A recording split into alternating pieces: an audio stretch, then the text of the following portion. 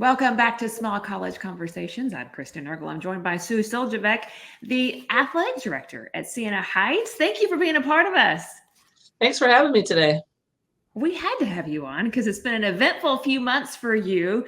You have been at Siena Heights for 20 years and you've been a women's basketball coach and also a dual role as an AD, and now stepping into that vice president role when you named Candice Leatherwood as the head coach. Talk to me about some of this. Talk to me about that transition. How is it going and focusing solely on the administrative side? Well, the transition was great during the summer. I got to be on a lake a couple weekends. I wasn't in a gym for 14 hours. But now that the players are coming back or they're back and practice is happening, the ball's bouncing, I sometimes feel like I'm the kid that is locked out of the gym and I'm not allowed to go in. But so I'm adapting to it. I realize now it was a lot in the past, and it probably took away from the other sports, and that wasn't fair to them in my leadership position. And that's ultimately I made the decision. So I just have to keep it in my mind that I'm helping more people than just my 29 basketball players.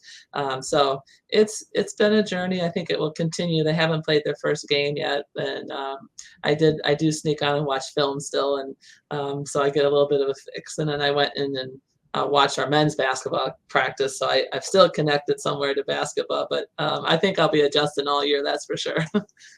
Definitely. Okay, so I mean, for me, if I would be coming in behind you as a coach, it would be a little intimidating. The most wins as a coach in program history, career record of 359 and 228, 6 in NAIA tournament berths.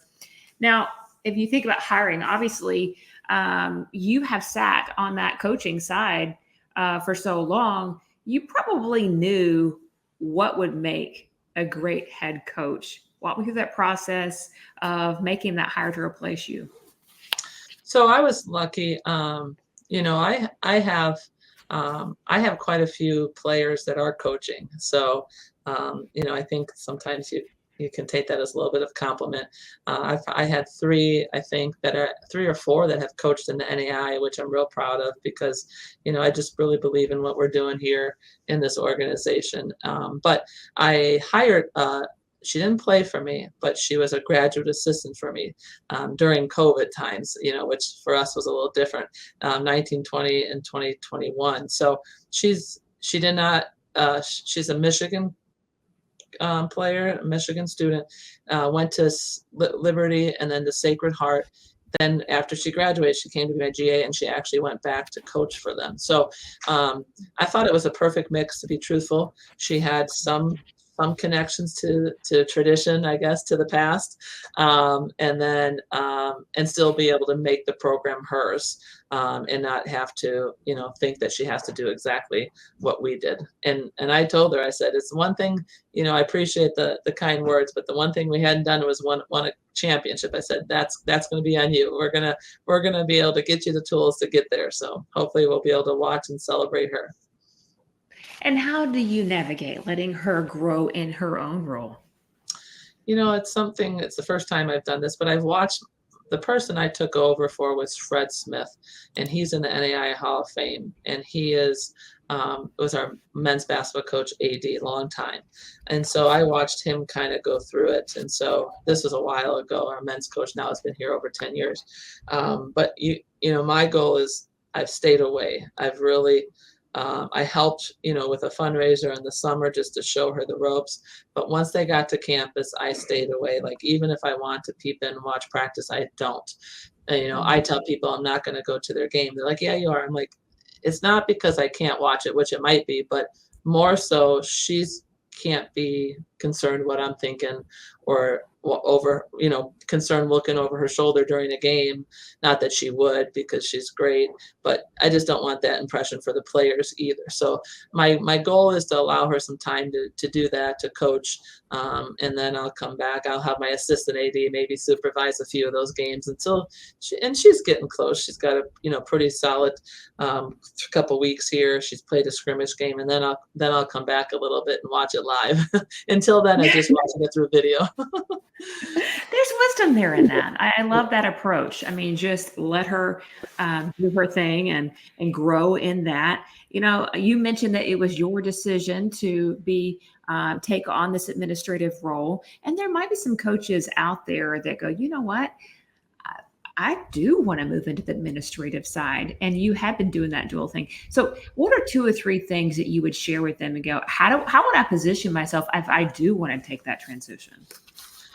So when I was at Nicholls State, my coach actually, which is rare at Division One, was a associate assistant AD, and it's something I'm like, oh, that's kind of intriguing to me. Left there, came up to here. The person I took over for the basketball job was the assistant AD. I asked about that, and they said, no, not yet. We want you to be successful in basketball. So then 2 years later, I asked about it again. But in that 2 years, I got involved in the university. I sat on committees. I offered to do some, things for our athletic director, just so at that point he could see, could see that it was an asset, that having that person was an asset in what I could do. So then he offered me, excuse me, the assistant AD spot, and then I climbed to associate AD, and then he retired right before COVID. I think the fall of 19. And I'm like, oh man, what a poor decision to take over anything as COVID, right? But I'm glad it was me, to be truthful, just because the technology that we were using to get through that time. I think those were things that really helped me. And then from assistant to being the AD is showing my administration that I was ingrained in the institution. I was not just about athletics, right? Us as coaches, sometimes we get the tunnel vision, and we don't try to, we think we're too busy, and sometimes we maybe are, but we don't put ourselves on a committee, or we don't offer assistance in other spaces. And to be truthful, I think those are 2 keys that helped me, be in the talk when they were looking to replace the AD. And so we didn't even do a search because of that. I shouldn't say we, but my president at the time, I was named the interim just for, just to go through the COVID part of it, well, we weren't in COVID yet, but named it. And then once COVID hit, then was fully, it's kind of January, right when it was kind of happening, it was named the full-time AD. So I think those 2 things are key pieces that I don't think a lot of people, a lot of coaches struggle with to get they do. in the institution, because if you want to get in administration, you need to connect more than with just your coaches. You got to connect with your vice president of academics, your development officer, your enrollment manager. At small schools, we really are enrollment counselors, really, and coaches too. So that would be my. That's wisdom there. I love that. Now, since taking over, you're launching multiple new athletic programs, bringing on men's and women's wrestling, Stunt in 23. You brought that on, as well as women's flag football beginning in 25. What are some of the criteria you use to say, okay, this is the sport we're going to bring on? So when I first started here, we didn't have football, and we conducted a feasibility study of what that would look like, obviously in our athletic department facilities, but what it would look like in classrooms. Do we have enough classrooms? Do we have enough space to do that? And so we involved the community, because we're a small town, small city, Adrian, and 20 some thousand, I believe. So I mean, we're not huge, but we're not super small. But so we involved them, what the impact would be there, what it would be on our campus, and then academically. And so we've just taken that model to do it. Anybody knows, right? In higher ed, we're all going to see this enrollment drop coming up if we haven't seen it already. So we knew Sister Peg Albert, our president, knew to get to our university health, we needed to get to at least 1,000 students on our main campus. At the time I came here, I think we were at 600 students, 300 athletes, only 600 students. And that was in 2004. So she had the foresight to really lead us in that direction. And now, as you see, a lot of people around are adding. co-curricular activities, whether it's athletics or or band or dance or, different things to students want to do something. So that was really what we were looking at. Also, if it's recruitable, there's some things potentially, at least in our area. So field hockey is not something that's really big in our area. Out east, I mean, I know we're considered east, but we're really Midwest, right? But out east, maybe that's the case. But so we're really being strategic in what we can do, what will be recruitable for us, what can get us into different markets, and that being flag football was really where that came up. Because Michigan right now has not certified flag football, women's flag football / girls flag football as a state sport, yet, but Florida has. California has, I think Illinois has. So our flag team right now is maybe 4 Michigan kids, and the rest of them are from Florida, Texas, Pennsylvania, California. So those are some of the things we use to look at it. And if it makes us money, what's the bottom line and we're not talking ticket sales at our level, but net tuition revenue, after we pay all their budget, and that doesn't make us revenue, and is it worth it? And what would be the strains on the university if we did? Okay, so I do have to ask a tough question, which is, what are some of those pain points that you've encountered when adding sports, and maybe some of the ways you've tackled that? Yeah, facilities for us. Facilities are the pain points. So I told you when I started, we were 300 athletes and 600 students. We just came in at 807 athletes and 1,101 students on our CAS campus. Obviously, we're bigger than that when you add our global campus to us. So we have added, we didn't have football. We added a stadium, an outdoor performance stadium that brought in the lacrosses, and the football, but it's still growing to that big, and having the time, working with academics to see if, we can have a practice time that our classes don't run. So our students aren't having to choose between going to class and or practicing, which they must choose the class route, but it puts a strain on them that they're not going to be able to be at practice. So those are some of the pain points that I see, definitely, especially winter in Michigan. We need indoor facilities, and it is, Yes. we're thankful to have a field house, which has 6 courts, but imagine, track running around, men's and women's track, you got basketballs, both. We have a lot of reserve teams. You got men's volleyball now, and then all the spring sports trying to get in. It really is a circus. I joke about this. When my first years, we didn't have the curtains at first, the curtains that divide the courts. And the main court is here, and then right next to it is a pole vault pit. And it was my first time, because we usually go in the morning, so we were by ourselves. But in January, we flipped over, and this pole vault guy they were pole vaulting on the court, and I was talking to the team this way, and the pole vault people are behind me, right? And I won't say yelling at the team, but seriously into a conversation, talking. All of a sudden, I see all 15 of my players go like this. Like I'm like focus, right? But they really went and watched the pole vault jumper go up and over, and I'm like, where's our focus, right? So those are some of the pain points, I would say, the most part. In terms of building facilities, obviously, how much of this is funded by the university?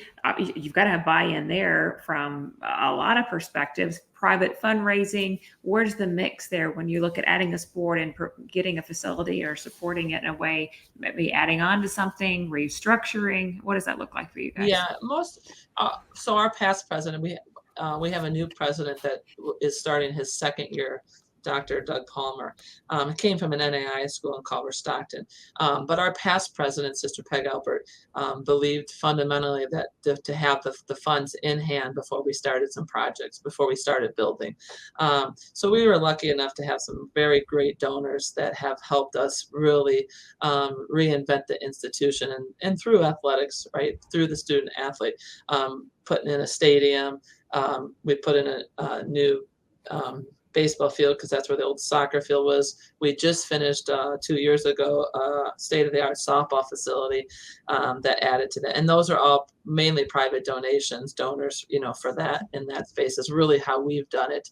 And then that way, I think it's fiscally responsible, that we know we have the money.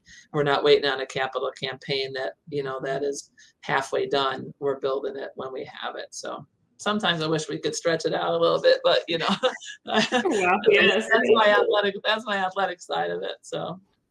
Well, when you think about things that you're tracking from a national perspective, you've coached at multiple levels, and I'm sure you keep your eye on national trends and then what's happening there locally. What's something you're looking at right now that you could see could have a potential at the NAIA level? You're talking sports or just anything? Sports. Yeah. Well, I do think the flag football really has. We're really excited, and we've added it, but we were one of the pioneers in adding men's volleyball at our level, right? Men's volleyball is a varsity sport. In fact, we had to play club sports a lot at first to start. Michigan State or Michigan or Ohio State, the bigger schools had the clubs because there wasn't enough, around here. We had to travel a little bit further for some of those. Men's lacrosse too. So, which we're in the same boat right now with flag.